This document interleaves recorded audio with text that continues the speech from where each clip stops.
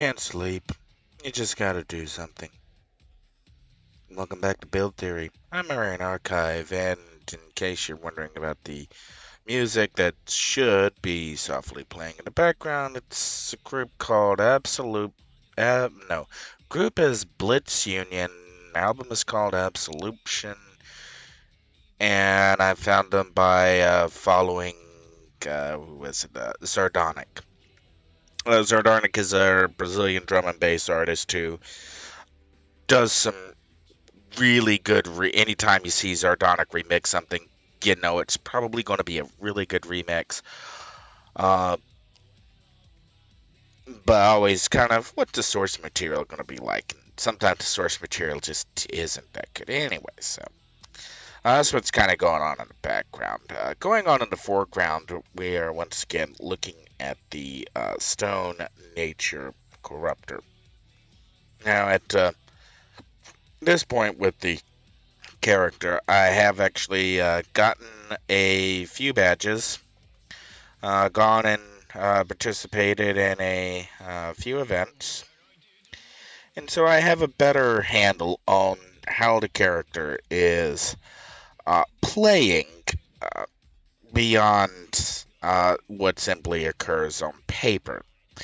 Uh, and because another kind of factor here is since I haven't taken the uh, gone villain side and taken the patron pools yet to unlock. I don't have access to Scorpion Shield, so it wasn't until I was specking this character up for the first time that it clicked in that uh, corruptors and thus defenders don't actually have any defense shields at all in in the hero side. The nor the no gating sets. They're all resist based power sets, and I think this may relate back to why defenders and corruptors had such a difficult time uh, leveling, uh, because there simply wasn't a defense option for years. Okay, corruptors I think always had the patron power pools once the patron power pools were in, but you still had to go through them. But once that was gone away, once COV and COH were merged. So just a design note here: the hero side tertiary powers are lacking. They are definitely not balanced in comparative respect to how classes should be balanced. There is a massive trade-off. You don't gain anything going with the hero tertiaries. There's no advantage to them over the villain tertiaries. In fact, the prevalence. Yeah, I'm too tired to care about how I pronounce that. The value of defense uh, to simply avoiding status effects that shut a character down. Those need to be mitigated and through the resist sets by adding either magnitude protection. Well, that's pretty much it. You add magnitude protection, and now you've given an equivalent answer on resist to defense, and now you've given an incentive for players to. Well, you've now taken the incentive away from you must go villain side, you must do a villain patron pool. Uh, so anyway, that's a design note. Just starting off, looking at the build and kind of clicking in that how Mez is handled has always been handled with, well, less than compelling foresight. All right. So, talking about the character itself, now that I've actually got some time in the character and can think about how I want this character to play, one of the things that did stand out to me and how I initially, uh, I do not have.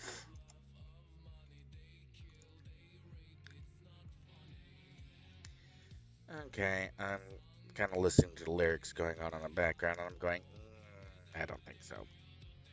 Uh, yeah, not worth listening to. Sorry, Blitz Union, I'm gonna find something else. Well, voice sessions, they're normally good. Pendulums normally, and now what? I just really feel like clicking in on my pendulum playlist. Where is it? Yes. We'll just roll pendulum for now. Alright, going back to the character. Okay. Now that I have some idea of how the character plays, where powers are slotted, and one of the things I did note is that my primary debuff or single target debuff, corrosive enzymes, the way I'd had this set up, I have it all the way out here at control 5, and I really want it down here in alt 2 or position 1 because we get it very early and it's very useful. But I want it a little bit more easily accessible than it is. Well, if I move that over here, I have Overgrowth, Wild Growth, and Wild Bastion up top, which are the primary buff powers. I really don't want to move them. I've got Life-Giving Spores over here, which is just a drop. Okay, now that attention's away from me, I can...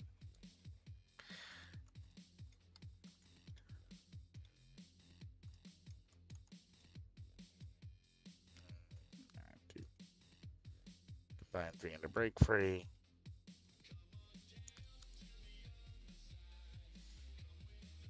And it's like, I really like Life-Giving Spores over here and my Heal over here, or my Rebirth over here. Those are pretty good positions. And so now it's kind of look at, I've got Shatter, which I can't, which I don't want, I can't drop. I have to take Shatter. But as I said earlier, I will be taking, on the actual build, I will be taking Case. So kind of moving Shatter out to the side. And, well, actually, no, we need to keep it in here. And then I have Rock Shards, which is my cone, in 1-2 position. My third position is currently in Tome, which is a high damage. And then I have Upthrust, which is light damage, targeted AoE cone.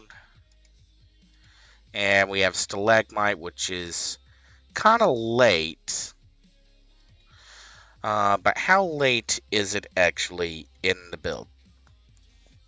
So Stalagmite would be our T8 power, and it's available at level 26. So I would not have it in Synapse, but I would have my Snipe at 18. I would have my TOE. I could have my Cone, and I could have this. So in theory, I could possibly drop Entomb. And we'll come back to why I may want to drop Entomb in a minute. And yeah, it does high damage smash. And now having used Stalagmite, the detailed info is...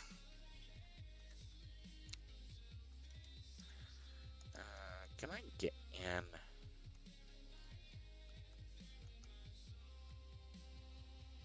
I probably do not have the accuracy to hit them. And I may draw way too much aggro. Oh. Yeah, that didn't end well. Alright, now I think I gotta wait for a level res.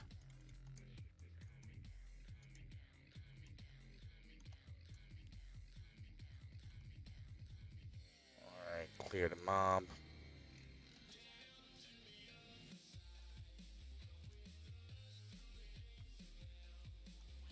One second.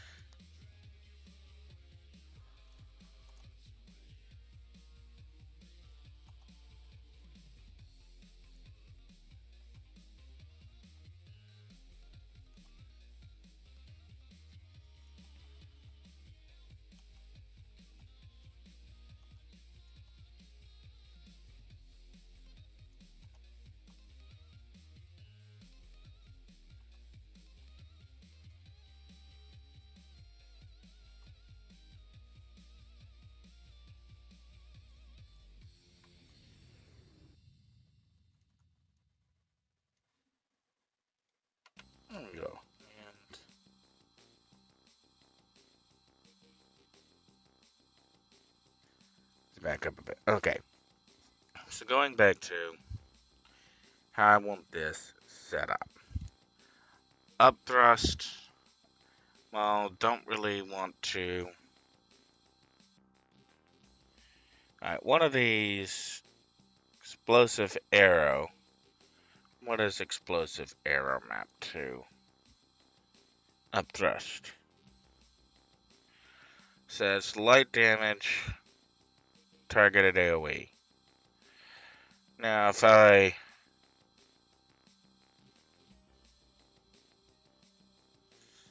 thing is, I could probably drop.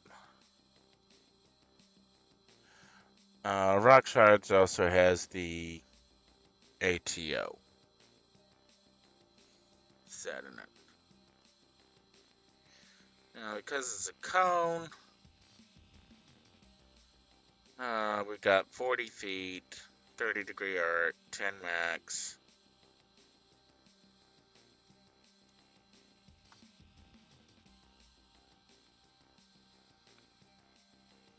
Pretty sure I don't want to drop up thrust or rock shards because those let me pump out some AoE. The thing is, I really want to fit stalagmite in to an actual natural attack chain. And what I kind of thought was,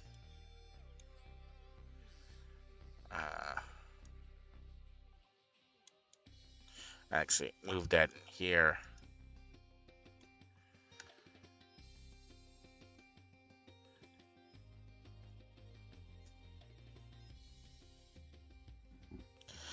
But if I keep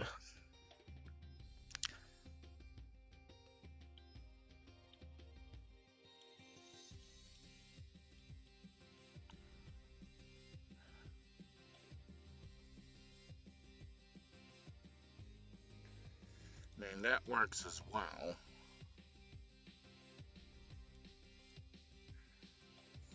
Thing is, just a minor stun.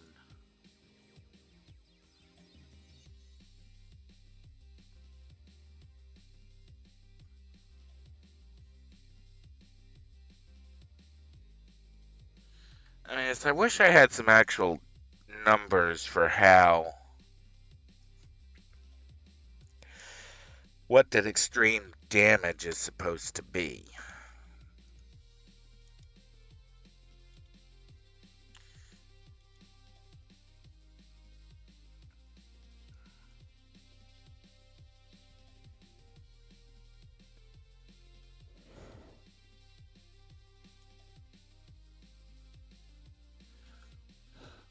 If I had some better numbers on what it was supposed to be, I could drop. It's like I almost don't want to drop Entomb because it is single target damage, very good single target damage. And I don't have anything else really other than the snipe. It fits in there. Now I have enough attacks that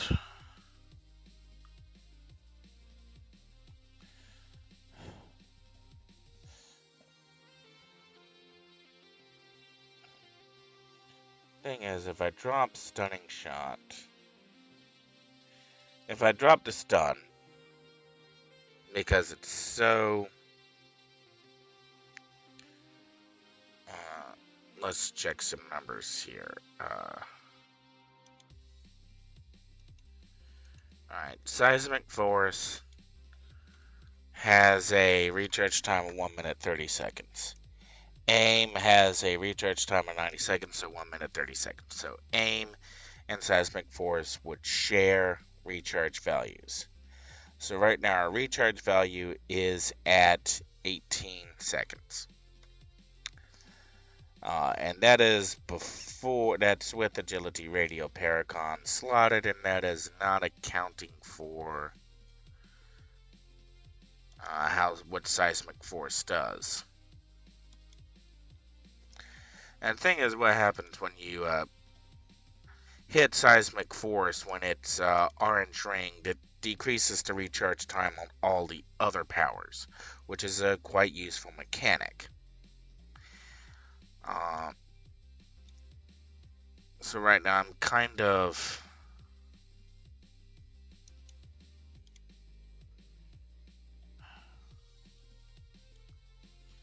trying to figure out the best way to work this, because one of the things, corrosive enzymes, I don't have any endurance reduction on.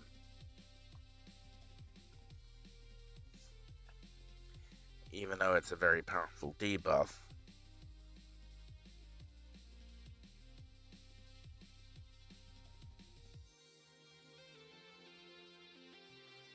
I've got TAOE, single, TAOE. It's like filling in the gap here with the useful power. Thing is, if I take Stunning Shot out, another change that I kind of want to make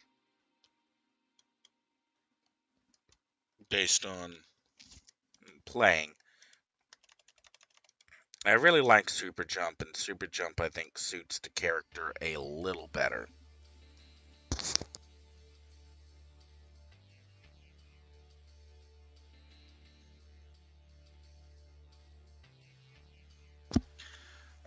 But I don't have enough defense to pick up elsewhere to drop combat jumping since I no longer need it for air mobility, which is one of the reasons why super speed was still in there.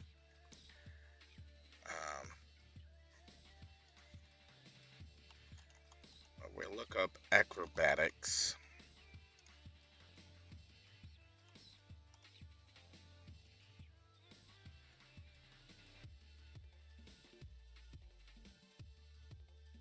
Knock back, knock up, resist hold, 2 hold protection.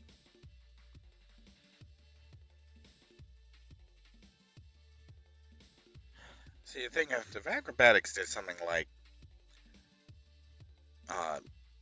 give your character a little bit more mobility or defense or something, you know, because you're acrobatic.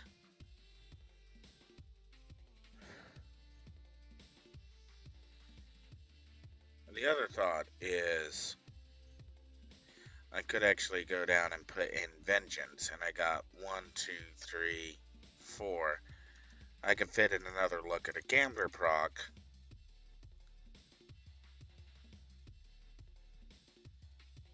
And then I've made up for the loss of the Basilisk Gaze from Entangling Aura.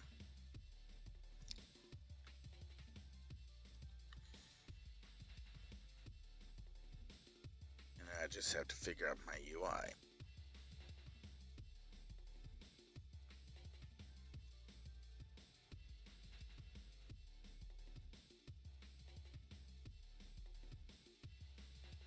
Since that's a targeted AoE. Or I could just move life-giving spores in and then set my judgment here next to the nuke for a nuke.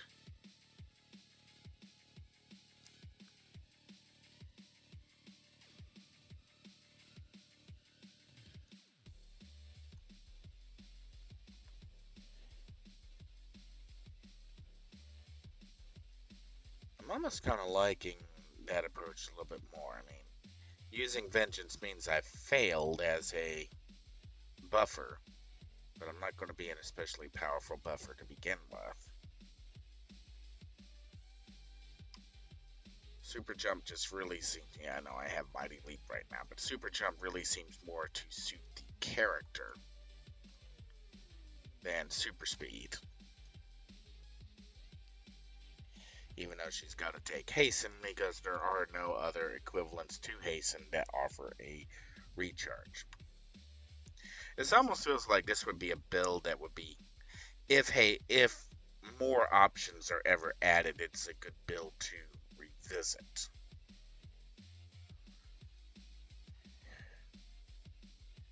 But dropping And sort of, the few moments that Stalagmite worked, it felt alright.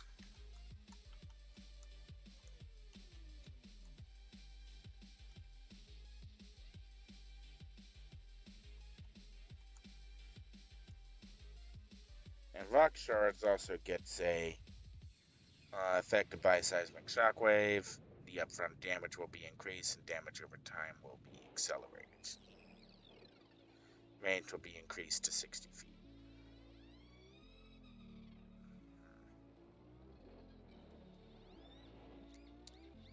That's interesting.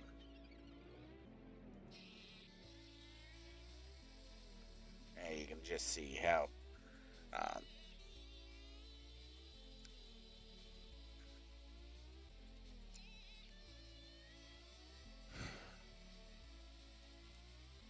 Alright, so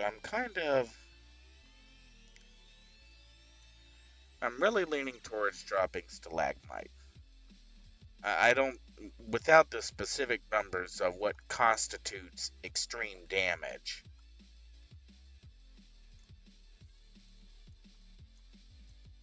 it almost feels like it's probably not worth it. Because the thing is, Rock Shards is still very useful as a cone, even if, because it still does minus defense. It still is a defense debuff. So even without Rock Shards is still useful utilitarian, and Stalagmite just isn't. I'm kind of going, is this just this tier 8 or is this all tier 8s? Let me save this.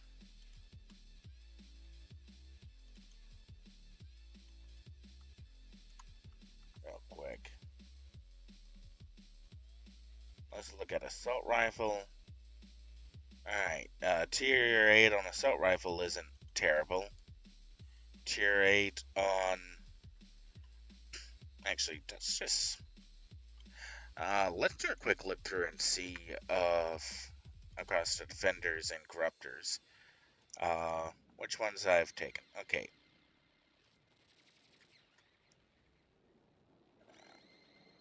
Corruptor assault rifle traps.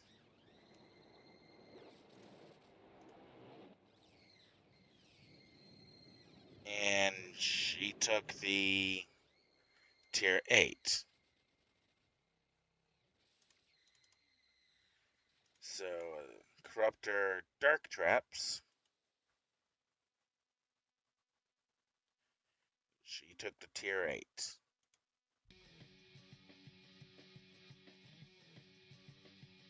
Corruptor dual pistol traps.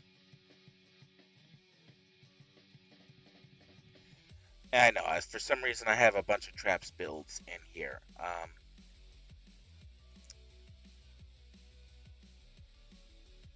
I think I was just making somebody a traps build. She took the tier 8.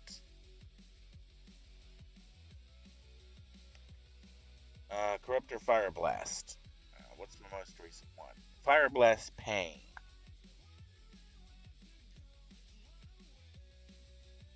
She took the tier 8.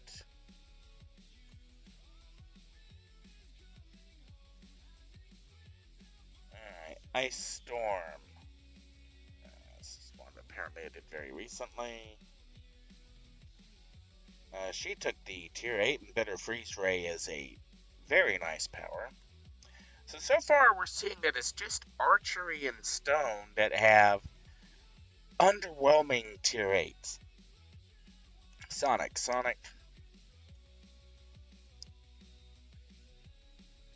Alright. So Screech and Sonic is another disorient power in the tier 8 position. So apparently it's something where, so far we're seeing a pattern that if there's a disorient in the tier 8, and we have water storm summoning. And water took Steam Spray tier 8. Alright, so we've looked at archery, assault rifle, beam, uh, dark, dual pistols. Did we look at energy? No, we didn't look at energy. I don't think. And I...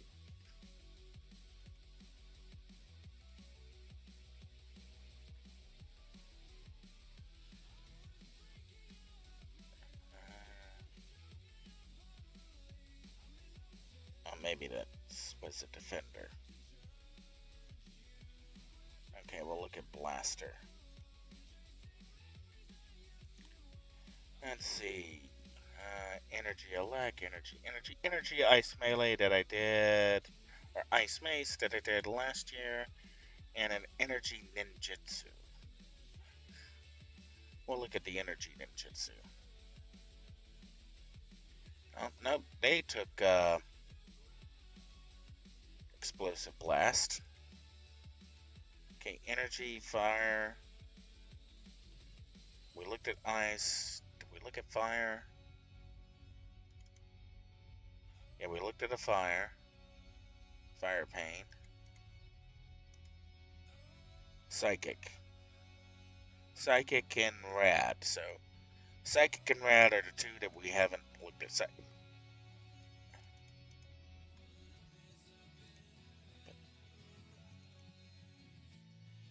Psychic and rad. So, let's see. Blaster.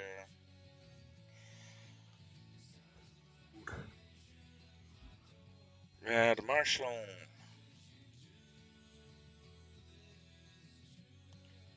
And okay, rad is neutron bomb. Which... do I have any design to Psy? Sonic Line, dual pistols. Red Sonic, Poison Sonic, Pain Fire, Force Light Beam.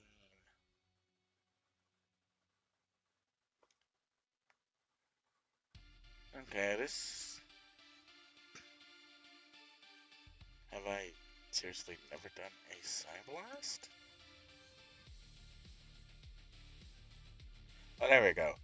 Psy Tactical Arrow from 2019.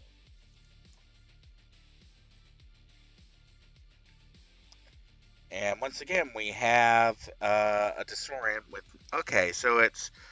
every tier 8 that has a disorient is crap. But every tier 8 that doesn't have a disorient is actually pretty good. I gotta wonder why there's a pattern here. Why tier 8 powers with disorient suck. Alright.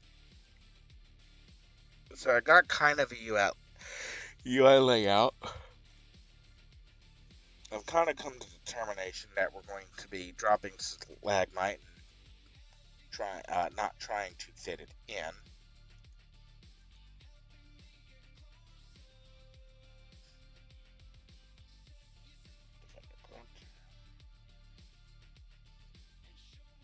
So let's bring it back into the cursor. We've picked up a little more recharge. Admittedly, very late in the build.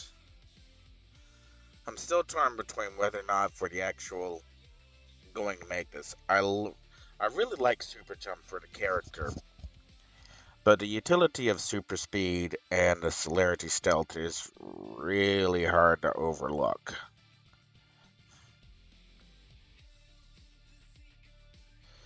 And what I'm still kind of tossed on.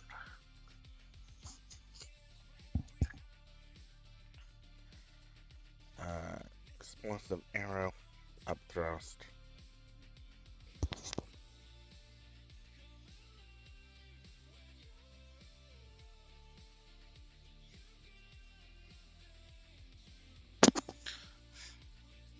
Excuse me.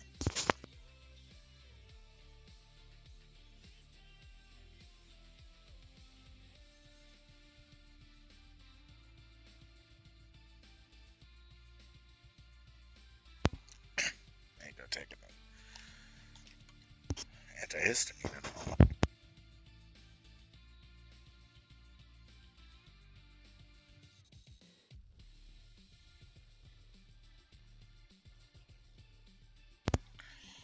I think she should be able to crank out some serious amounts of damage, at least for a corruptor.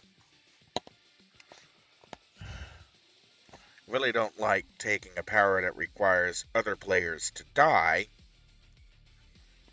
in order to work, but it does give me an extra look at a gambler to work with.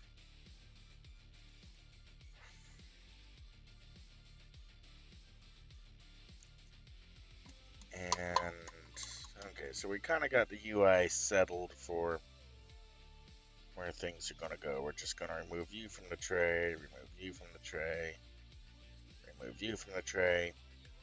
Keep the slot open for the Ion Judgment. Yeah, why Ion? I may not be able to zone key. I can. Alright, the reason why you see Ion have the most everyone takes an Ion is because it's a fire and forget power that you do not have to position yourself in order to maximize the effect of Ion. You just gotta hit a target, and every other valid target within range goes boom. Excuse me. Mighty, very cool, but it's a PB AoE. Cryonic is a cone. Pyronic is a ToE fireball. Void is a PB AoE like Mighty. And Vorpal is a wide cone. That has a very weird. The arc of where Vorpal fires is dependent on where your character is facing. So it's very, very easily, if you have not positioned yourself correctly, for Vorpal to completely miss your enemies. Um, so out of all of the current judgment powers, Ion is just the most useful, because all you have to do is hit one target and everything else gets smacked. It's as simple as that. Uh, I'm not saying the others don't have their pros or cons, and the other powers would be more useful if enemy resistance actually meant something, which it doesn't. I've gone into this stream over stream over stream where the live developers, in this case Cryptic, that being Gecko, and then Paragon Studios, they balance the resistances of powers where there is no substantial amount of enemy weakness to any one power. If you do cold damage, enemies that are weak to cold are not weak enough to cold for your cold damage to do more damage than a smashing lethal attack will do. If your enemies' NPCs are weak to fire, then they are not weak enough to fire where your fire attack does more damage than a smashing lethal attack. If your enemy is weak to energy or weak to psionic, they are not so weak to the point where your energy or your psionic attack will do more damage than a smashing lethal attack. So even if you're fighting best case scenario, the enemies are weak to your attacks, you're not actually out damaging the smashing lethal attacks.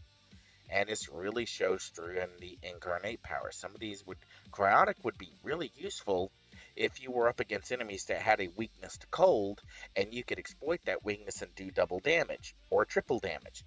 But since you can't, since you're only doing maybe plus 10%, maybe plus 15% at best, or in the case of psionic, maybe 20% plus, you're not doing substantially enough damage to make the elemental aspect worth it. Now, the easy solution to do this is to go through and every enemy that has an elemental weakness, crater it. Make it so that when you use an elemental attack against them, you do triple damage, and that would make elemental attacks very more valuable overnight and completely change up the strategy on how various players would approach various enemy groups, and would make certain, it's if you're going up against a group of enemies you know are weak to cold, you might want to make sure you've got an ice blaster or an ice melee or somebody, that does cold damage, because it's going to be more effective. That doesn't exactly exist right now. It's everything's kind of everyone does the same amount of damages, and thus the damage values are generally averageable, and you can really tear the powers off by their overall average performance because there are no elemental considerations or weaknesses to account for. What could have been a very complex system of, okay, so energy melee's really underpowered here, but when you're up against enemies that are weak to energy, it's a powerhouse. You never got that. Um, that's why you see so many people take Ion, because it's convenient, because it's actually a really well designed power and it works everywhere. Other powers don't really do that. Alpha, you mostly see me use Agility or Vigor first. If I'm good on recharge and I don't need any more recharge, I use Vigor because it gives you accuracy, healing, and endurance reduction. And generally speaking, if I'm doing very well on recharge where I don't need agility or spiritual to close a recharge gap, I'm probably going to be plowing through endurance, so Vigor is very useful. And agility, well, it boosts defense, it boosts your endurance modification, which helps stamina, and that really helps other powers that affect endurance modification. Now that Electrical Blast has more recovery debuff options and has the shocking effect, agility is now makes that just completely what it should have been from day one, and wasn't. Um, After that, the next two down, you will see me takes either spiritual or cardiac. Cardiac is a stronger endurance reduction than Vigor, uh, but it boosts. If we go in and look at this, we either have it says strong endurance cost, range, and damage resistance. Well, this actually is a pretty good alpha for Sentinels. Gives you a little bit more range. Uh, but because its other primary is damage resistance, and you can cap damage resistance, and damage resistance values have a completely different scaling system. They're what, Schedule B, Schedule C, I forget. They're on a different scaling. You don't really get anything out of the damage resistance effects. However, since most sets don't maximize endurance reduction, you get way more benefit out of Cardiac's endurance costs, because almost no set that I can think of off the top of my head even gets close to cratering endurance cost. Uh, and this is also why Cardiac was so popular on the live servers, because it cratered, because it made so many more sets playable. Cardiac Radial, uh, you, this, you don't see a whole lot of people take this, because if you're taking Cardiac, you're taking it for endurance problems. You want the maximum amount of endurance reduction you can get. And also because Fear, Sleep, and Absorb, improving your resistance effect of Fear and Sleep, you don't really have a whole lot of powers that give you resistance to Fear and Sleep. Unless you're a tank, and oh, then you have magnitude protection. So you can't get those powers. Generally speaking, you can't get those powers if you're a defender, corruptor, controller. If you're a non-armor class, you really can't get Fear or Sleep resistance outside of IOs, and this doesn't buff IOs. So it's really useless stats. The Absorb, actually, that's kind of useful maybe for some armor type like Rad, but because Rad is basically a walking, talking, living battery, it doesn't benefit from the primary endurance. So this is why you'll see Cardiac on very specific builds that are just so endurance hungry they're taking Cardiac, they're taking support, and we'll get to that in a minute. Um, and spirit, you'll actually see me take spiritual way more often. That's because it's recharge and healing, and the radio version boosts your stun, slow, jump effects, and 2 hit buff effects by 20%. So that's actually pretty good. If you're doing okay on recharge rate and uh, you want to boost some of these side effects, then actually it's not the worst choice. Now, the ones that you won't see me take, you won't ever see me take Resilient. Well, again, resistance powers are already on a completely different scale. These scheduling enhancements, how much they are boosted. Uh, so a putting putting resilient on a resist power, the tier 4, the top ones, will probably only boost your actual end resistance by 1 or 2%. Literally, you get more resistance bonuses from IO buffs. Not really a whole lot of point to that. And your secondary effects are immobilized duration. Well, if you're a controller, this might sound good, but you've probably dumped slots either Unbreakable Guard or Aegis into your resist shields if you've got them, so that really isn't buying you anything useful. It does give you boost your 2 hit buffs. Well, if you're running Kismet and Tactics, boosting 2 hit buffs, uh, doesn't really get you anything. Resilient Radial improves taunt duration, immobilize duration, absorb, and stun. Okay, you can almost feel that this was targeted at tanks. It's going, here, have some more res powers. Well, generally speaking, resist-based tanks aren't hurting for resistant. They probably spotted Unbreakable Guard or Aegis for those for the IO buffs. Adding more resistance as a primary alpha power means you're giving up plenty else, and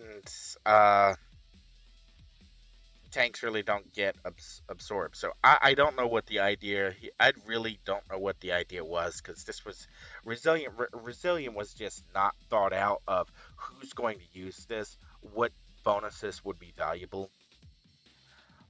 Likewise, intuition increases hold duration, defense debuff, and range by 20%. Radial is hold. Uh, and this looks like you're thinking, oh, that would be great for a controller. Um, yeah. Problem is, if defense is everything. Recharge is everything. Controllers and dominators need to rack in as much recharge as they can to keep their buffs going, to keep their buffs or their long-term buffs up. There are very few situations where I can imagine a build that would have enough recharge, endurance reduction, to make intuition worth taking. It's a nice idea, but it doesn't it doesn't add anything to a character who already has those powers natively. Nerve. Now, I did actually take Nerve on a character, specifically a Super Reflexes.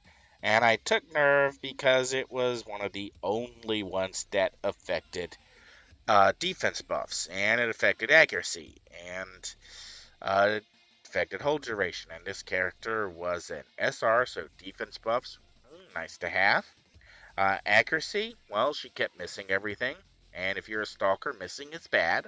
And hold duration, she had Soulstorm, so that was everything I needed. Then I figured out how to make builds and, well, didn't need those buffs anymore. And this is another one where,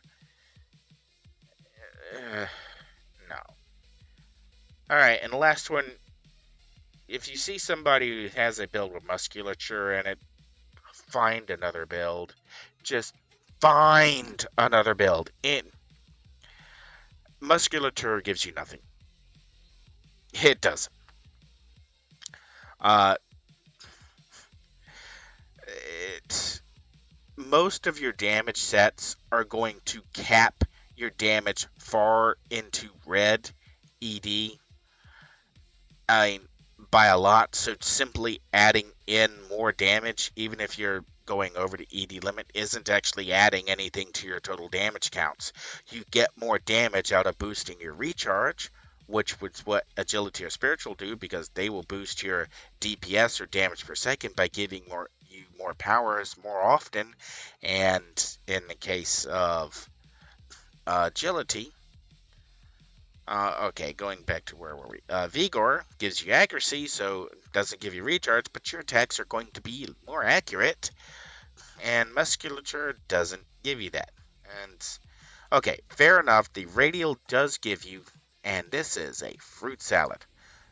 damage, immobilization duration, defense debuff, endurance modification, run speed, and 2-hit debuff.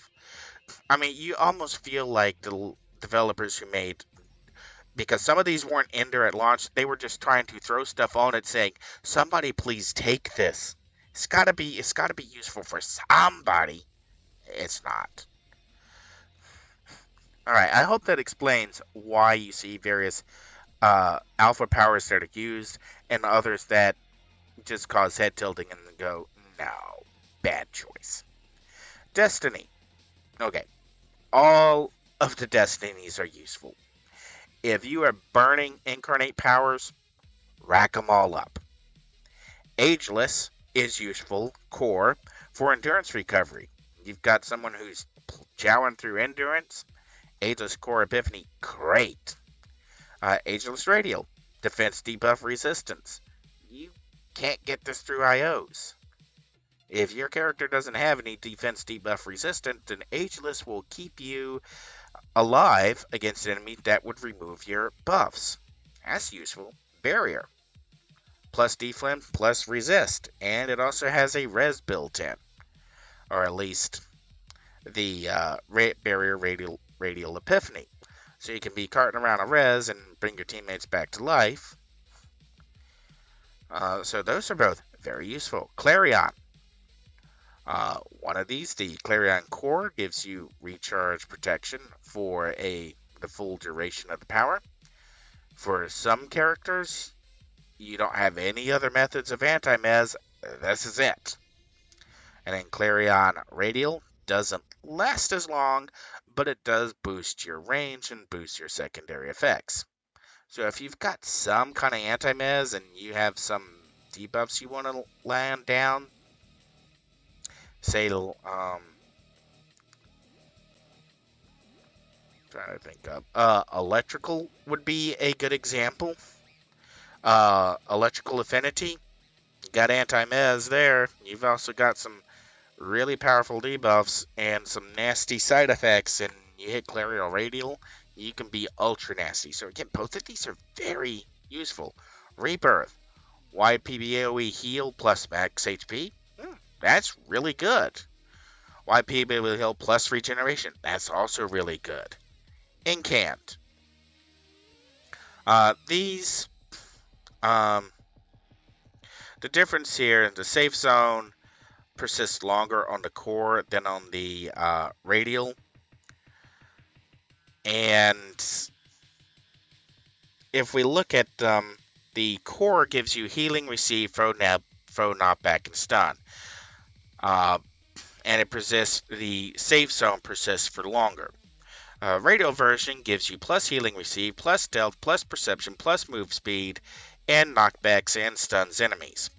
The field doesn't persist as long, but if you need to drop an entire team, say in the middle of a STF, so both of these have their pros and cons. I normally take Radial because I don't need the stun field to last very long, but I can easily imagine some situation.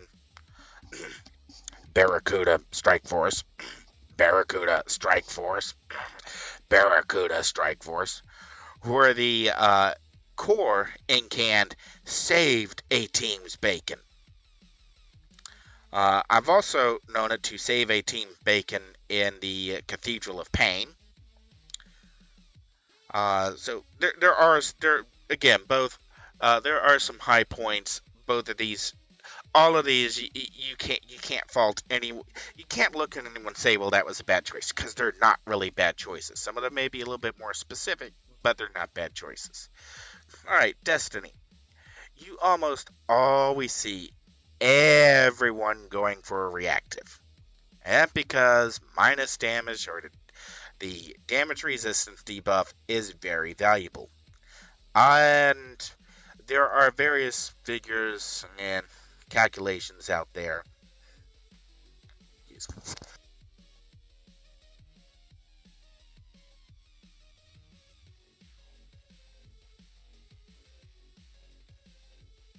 Anyways, there are various figures and calculations that will favor high DPS, low DPS, high animation time, low animation time, and a specific one will offer you more benefits than another specific one. Uh, I, for me, the choice really comes down to whether or not, if you are taking reactive, whether or not you have a DOT, damage over time. If you have a damage over time power, generally speaking, the damage resistant debuff proc 25% chance is going to be applied by your DOT if you are off against a hardened target and reach cap, and you'll get more benefit out of the fire damage over time, higher chance.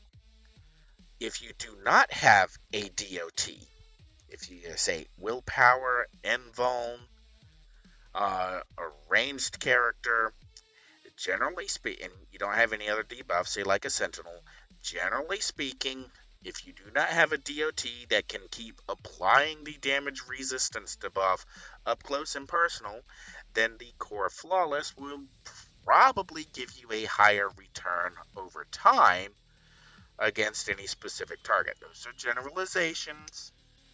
That doesn't mean that, you should go with one or the other. The next one down that you'll see most people take, if everyone on the team already has reactive, is degenerative. And that's because degenerative has a knock-on effect. And on the live server, and since then, it has been calculated that against hardened targets like Reichsman in the Barracuda and Con task forces, degenerative will give you a larger payoff compared to reactive against a hardened target because you are knocking down the maximum HP. There also is a cap effect. You can only have 5 players applying a single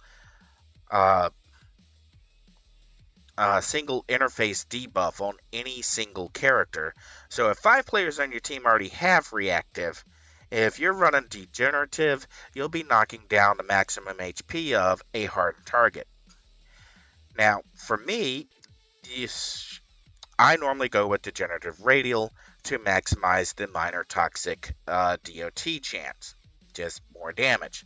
And what needs to be noted here is that the knock-on effect is that if you're taking down the maximum HP of an enemy, you're also taking down their regeneration rate. So that makes degenerative radial very useful for AV hunters.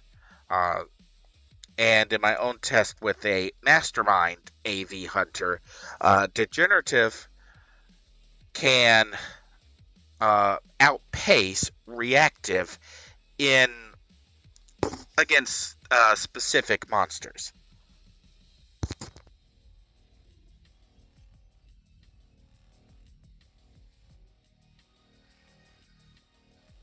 And degenerative also figured into my plans to make a character that was capable of soloing Reichsman. Uh, and again, I think the same thing is applied for if you're running a mastermind. Degenerative Radial, probably better than Degenerative Core. If you're not running a Mastermind Degenerative and you don't have a DOT, Degenerative Core probably gives you a higher payoff in most scenarios. Alright, moving on. Another one that you'll see me using is Spectral, and I almost, if I'm using Spectral, I go Spectral Core because I'm using Spectral to add an immobilization proc. Not necessarily going for the damage, I just want the enemies to stop running. And this is one where the immobilization proc should have been weighted higher. The radial should have been 25% and the core should have been 50%. The immobilization is too infrequent to really stop enemies from running away who are under the effects of Run Little Girl Run. Preemptive. I think this was a recent change that minor recovery debuff was added, because I think it was just endurance drain before that. But with the minor recovery debuff, you can theoretically drain an enemy's endurance and keep them down. But if you're going for an endurance drain approach, you either need to take core or you need to be running a character with endurance drain and recovery debuff. If you don't have endurance drain and recovery debuff, neither one of these are particularly good choices. Paralytic.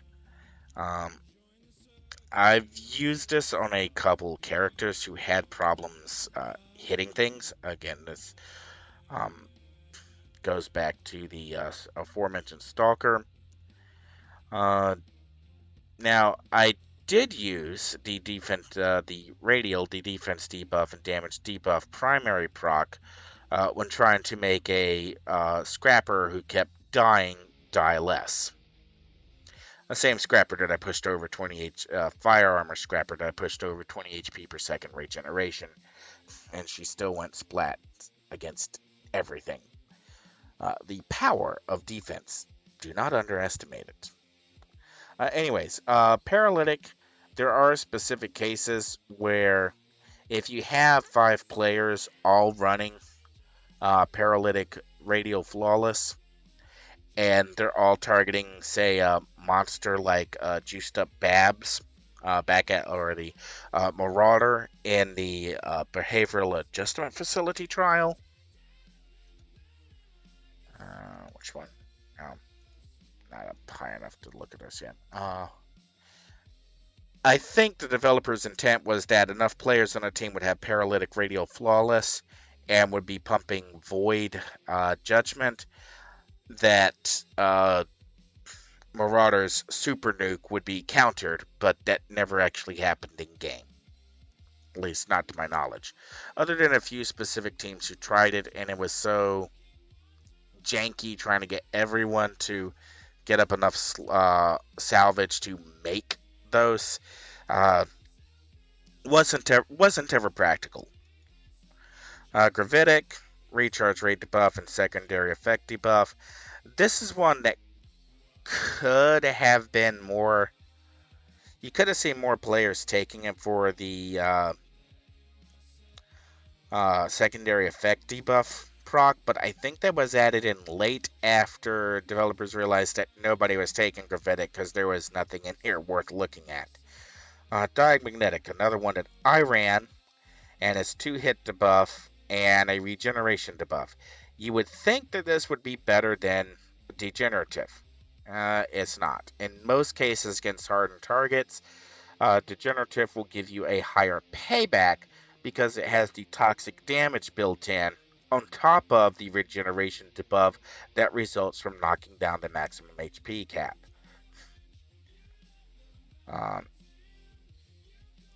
So that's just something to keep in mind. And then the last one, Cognitive. Adding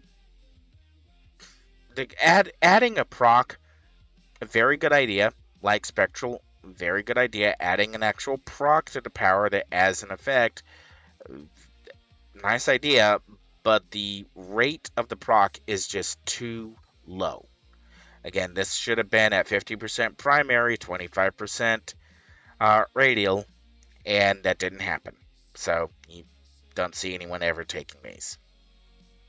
Lore, all of the lores were rebalanced. Just take what fits with your character concept. Hybrid, you'll actually see across all of my characters. I will sometimes have multiple hybrids. Assault, very useful. I personally prefer. The rule I use on Assault is that if you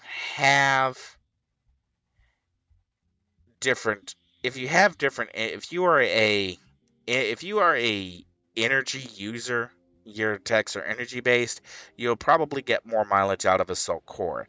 If you are not an energy based character, your attacks are not energy derived, you'll probably get more out of Assault Radial. I personally find that double hit is more useful across more situations. Control, very useful for controllers and dominators.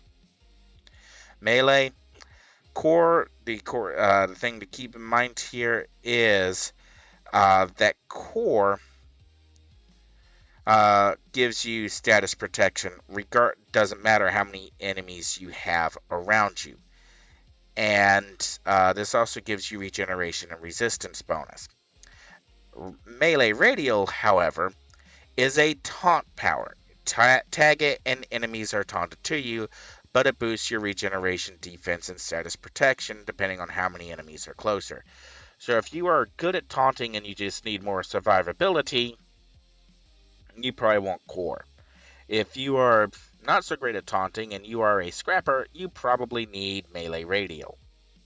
And support, you take support if you need that endurance reduction on the passive.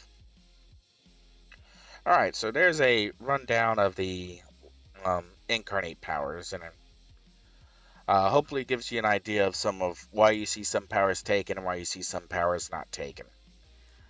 And I'm still struggling to come up with any other changes that I would want to make to my tentative build. So we'll just go ahead and lock it off here and call it, well, depending on whether or not I can get to sleep now, because we just crossed over an hour.